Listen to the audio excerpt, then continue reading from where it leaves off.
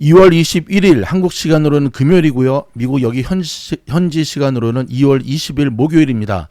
오후 2시 44분 애프터장이 시작되고 있는 이 시간, 먼저 오늘 장 분석부터 해드리겠습니다. 오늘 월마트가 좀 충격이었습니다. 자, 미국의 최대 소매체인 월마트가 오늘 프리장에서 어닝 발표했거든요.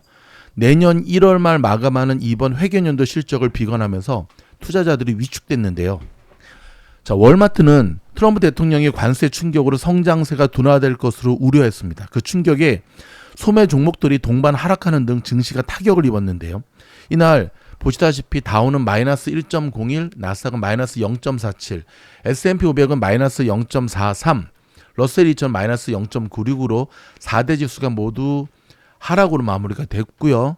지금 여기 히트맵, S&P 500의 히트맵은 혼조세로 마무리가 되었는데요. 월마트가 속한 다우존스가 은행들까지도 큰 폭으로 하락시켰습니다.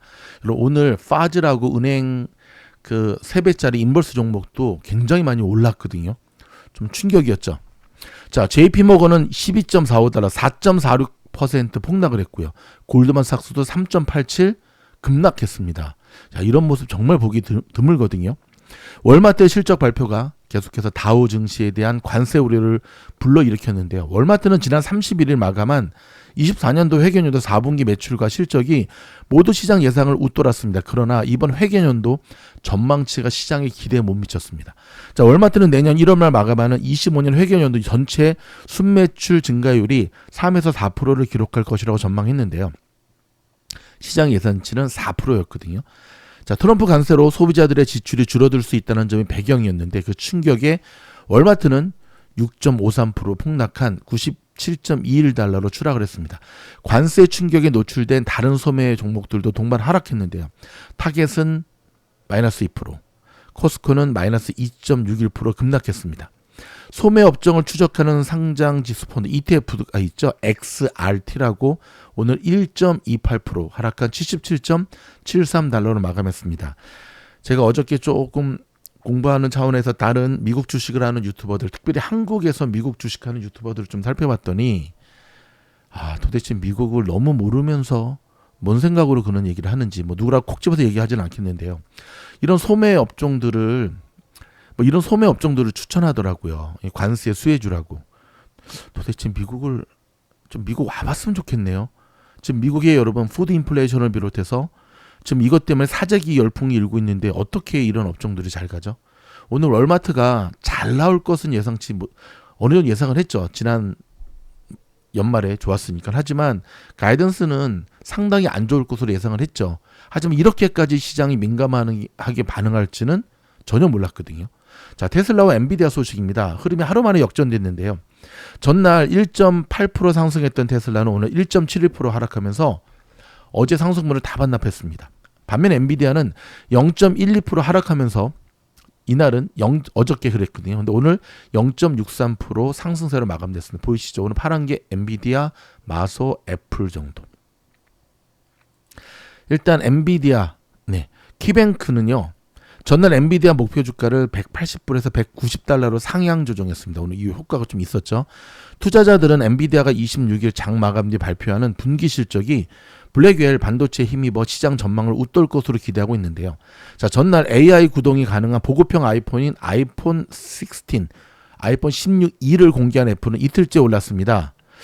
그래서 불경기에는 또 저가형 폰 괜찮죠. 저도 한때 아이폰 SE를 썼는데 저는 그때 이제 폰이 좀 작은 모델 썼거든요. 저는 되게 좋았어요.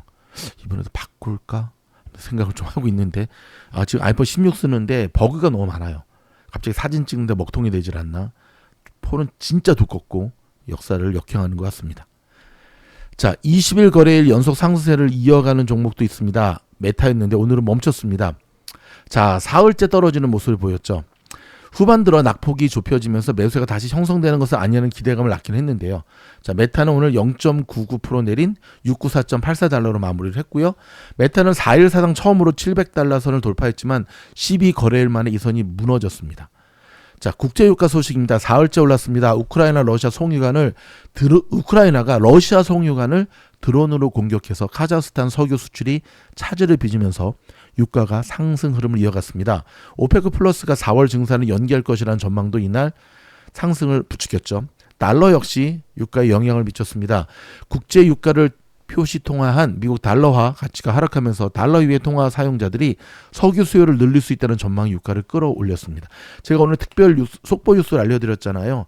머스크와 트럼프가 한가정당 $5,000씩 5,000불씩 줄 수 있다. 근데 여러분 그거 점점 현실화되고 있습니다. 한국에 계신 분들 깜짝 놀랐죠. 좋겠다. 여러분 근데 좋아하지 마세요. 미국은요 리빙 코스트가 너무 많이 들어요.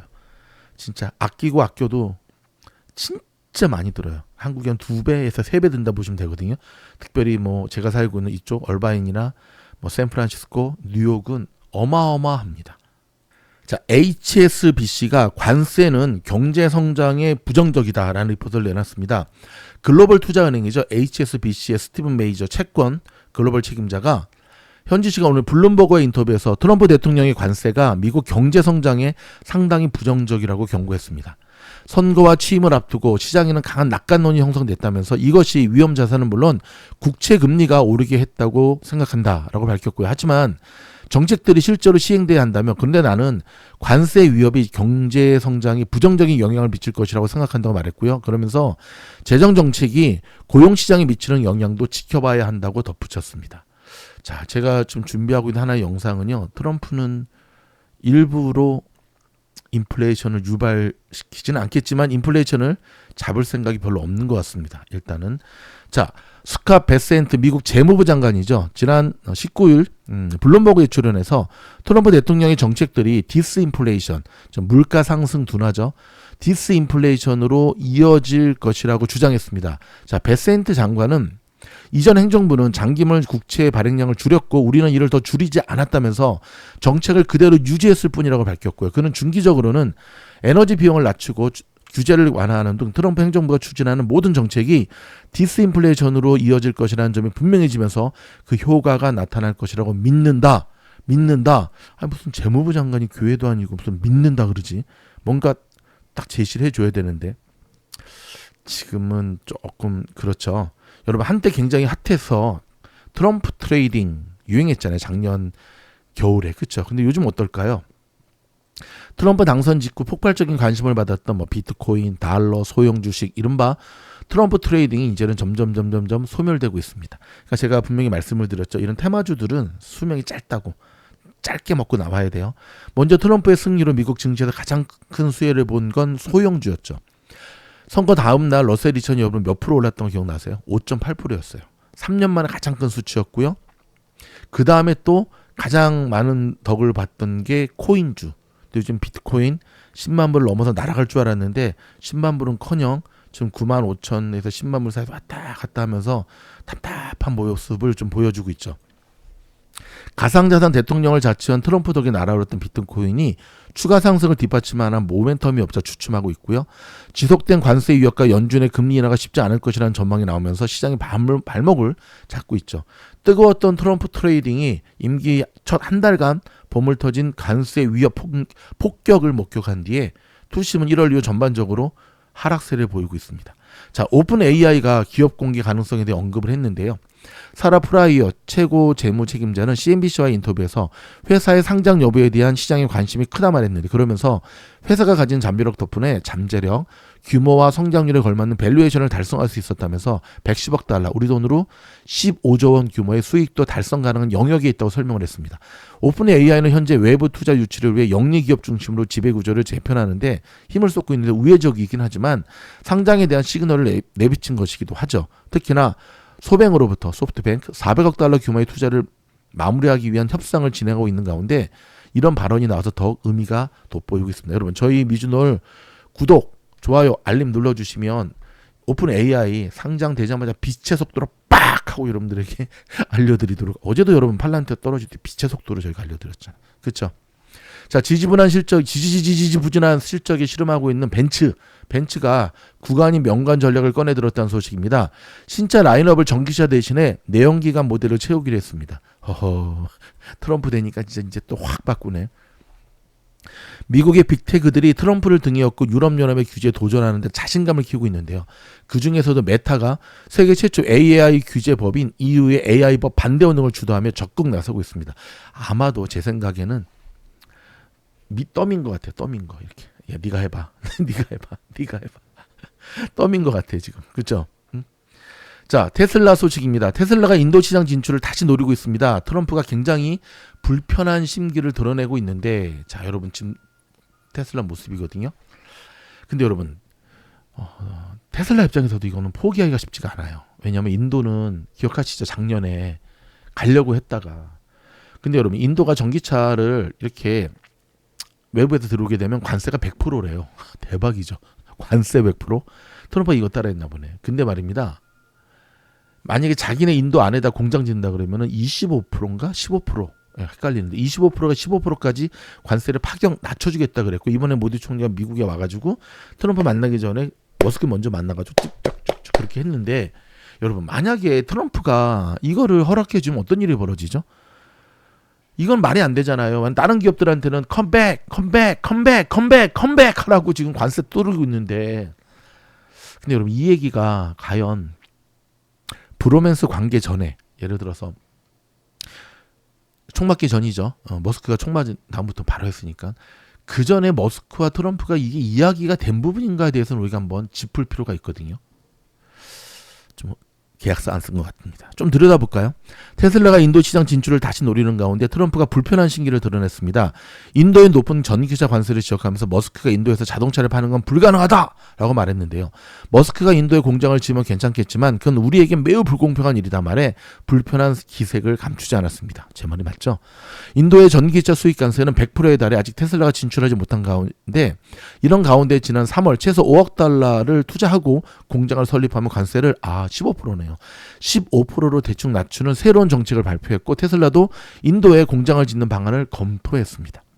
실제로 머스크는 직접 인도를 찾아 모디 총리를 만나고 현지 전기차 공장 건설 계획을 발표할 것이라는 보도가 나왔지만, 인도 방문을 며칠 앞두고 전격 취소하면서 중국으로 갔잖아요. 그렇죠? 하지만 트럼프 대통령 당선 이후 인도에 대한 관세 인하 압박이 커지고 있고, 특히 지난 13일 모디 총리가 미국을 찾아 트럼프 대통령 물론 머스크도 만나면서 테슬라의 인도 진출도 속도를 내는 모습인데요.